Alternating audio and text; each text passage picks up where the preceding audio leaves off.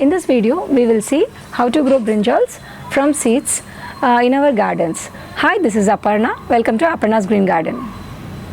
When we are sowing brinjal, we have lot of varieties available. You can choose the varieties as per your choice. And these brinjals, when you are sowing in the containers initially, you have to sow them in a small container and later transplant it to a bigger container. Initially, when we are sowing it, you can take the medium mass coco peat plus vermicompost in equal quantities and use that as one kind of medium. Or the other way of doing it is, here I have taken soil, vermicompost and coco peat, three of them in equal quantities, and then I have prepared this. So in this also you can directly sow the seeds. Now I will show you how to sow. Here I have taken brinjal long variety to sow it. So I am just sowing them so that they are not overlapping. Later I am just spreading a small fine layer of the sand, and I will water this later on. Now if you see here, these seeds I have already sown 15 days back. So I think it's been 15 days or 20 days tentatively, and they have grown to around 2-3 inches height. Now these will be ready for transplanting when they have put up around 5 to 6 leaves. That is, if you notice here, this one has more than 6 leaves tentatively. Plant reaches around this height, that is, it will put up around 5-6 leaves. That is when you will have to transplant it. Maybe by the time plant reaches this height, probably it might take 1 month for the plant to grow to this height. So that is when you will have to transplant your brinjal plant into the final container. So when we are taking the final container, what should be the size of the pot? So for size of the pot should be minimum 12 inches deep or 14 inches. So you can choose one of them. If you are taking 14 inches or 12 inches deep ones, and if you are taking a long ones like this, then it will accommodate minimum 2 plants here. But if you are taking small size pots, then it will accommodate maybe a 1 plant or 2 plants based on the size available, diameter of the container. So based on that, you can put your plants in one of them. So if you notice here, I have used a long pot here, and I have put up here 2 plants in them. So this is how the size of the container should be. Then the potting mix, whatever we are considering in this, if you see, I have already made a general potting mix video earlier. The link will be given in the description box.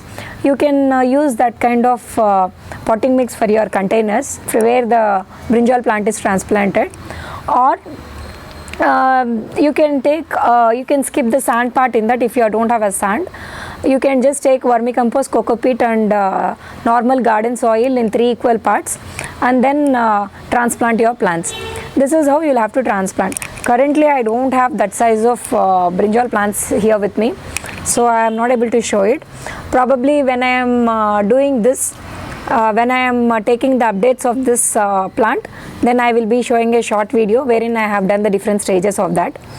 So this is about the transplanting. This is how to do watering for this brinjal plant. When you are watering the brinjal plant, water it thoroughly. Later on when you are watering, be sure to keep the soil moist all the time, because brinjal loves a moist soil but not a soggy one. So make sure to keep the soil moist.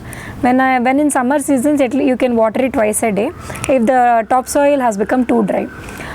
In the winter probably once a day would be sufficient. So this is how you have to water the brinjal plant. When you don't water it thoroughly and regularly, brinjal will have a kind of bitterness when you cut open the brinjal. When you are tasting them, it will have a kind of bitter taste. So you have to water it thoroughly and keep it moist. Next comes the sunlight requirement for the brinjal plant. If you see, brinjal thrives well when it is having good sunlight, that is for a period of say 6 to 8 hours. When it receives a good amount of sunlight, it will do well. So you can keep this under some shaded nets, which will also give you good amount of heat and sunlight. There also it will thrive well. Apart from that, in the rainy season and winter season, though the sunlight is not so intense, it will still do good when you are keeping it in an area where it will receive good amount of sunlight. So basically this is about the sunlight requirements. Coming to fertilizers or manure. How often should we fertilize this brinjal plant? We should fertilize it at least every 15 days or 20 days once, because brinjal is a very heavy feeder plant. It requires lots of fertilizers, and if we can identify the stage of the plant and fertilize it accordingly, it would give us a good yield. Like say if the plant is in vegetative growth state, then maybe you can offer lots of nitrogen and potassium rich fertilizers at that point of time. And when it is flowering stage, you can offer fertilizer which has lots of phosphorus. You have lots of choices like vermicompost. Like I have here vermicompost and cow dung cakes with me right now. So you can have vermicompost or cow dung cake, or you have this banana peel fertilizer, or you have onion peel fertilizer, coffee grounds. All these things can be given in your initial stages, that is in your vegetative stages, because these all will have usually mix of nitrogen, potassium and phosphorus.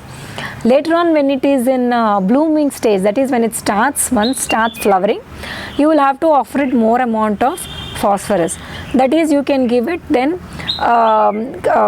this blood meal or bone meal which has high amounts of phosphorus in that. If in case you are not able to get them, probably then you can still go ahead with this vermicompost or this cow dung cakes. How do you put this vermicompost or cow dung cakes is what I am going to show you now. Now I will show you how to apply the vermicompost or the cow dung cakes which I have it with me.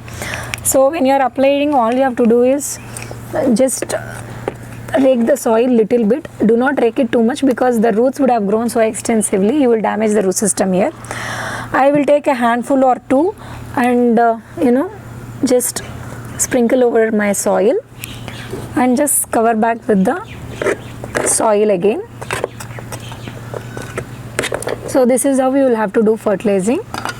So apart from that, now when you are using this cow dung cake, you can use it in two ways. One is straight away you can put the cow dung pieces into the soil, or this cow dung cake can be mixed with 1 liter of water. For one cake you can take 1 liter of water, and later on if you want you can dilute it. Otherwise you can straight away pour it on the top layers. Here what I will do is I will just move the soil little bit like this and just put the cow dung cakes back into them. So probably over a period of time this cow dung will decompose, and the nutrients will go into it, and apart from that lots of microbes also will be added into the soil. So you can do this every 15-20 days, this composting. Apart from that, I want to tell you here only itself, you can do mulching also to the plant, because mulching, when you are doing mulching will hold water into the soil. When you are mulching the plant, it will retain the moisture, and apart from that, as the mulch decomposes, it will add nutrients into the plant. Currently I have removed away all my dry leaves which were there earlier here, so you can even add the mulch. It started raining heavily outside, so we have to move indoors. Now next is pests and how to control it, and the common problems we face when we are having a brinjal plant in our house.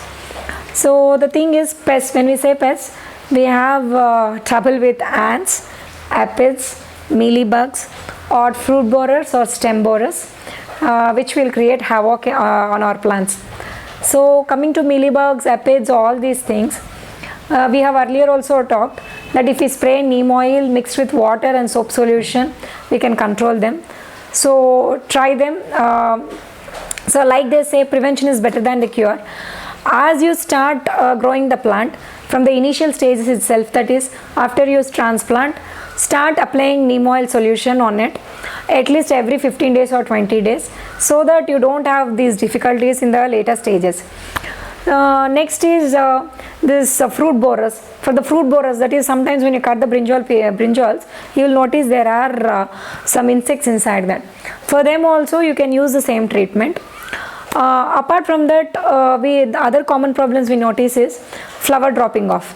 So it would happen because of change in the temperatures, or the flower is not pollinating, or again because of the pests attack, or sometimes because of the irregular watering. Earlier in the watering section when I have talked about, because of the irregular watering also we will not get good yields, is what we have discussed there. So when we have irregular watering conditions, or when we don't fertilize the plant properly, we will encounter these problems. In case you are fertilizing and then you are watering it regularly, in spite of this, if you notice it, then the common problems could be your pests. Check underneath the leaves. In case you notice any of the pests there, or on the stems if you notice any of the pests like aphids or mealybugs or anything, kindly apply neem oil spray onto that. And if not that, if it is because of not pollinating problem, then all you'll have to do is hand pollinate the flowers. I have done a video earlier in Telugu how to grow chilies. In that, please skip to the part wherein I have done hand pollination. Currently, since I'm indoors, I am not able to show it outside. If you skip to that part there, you can notice that I have hand pollinated my chili flowers.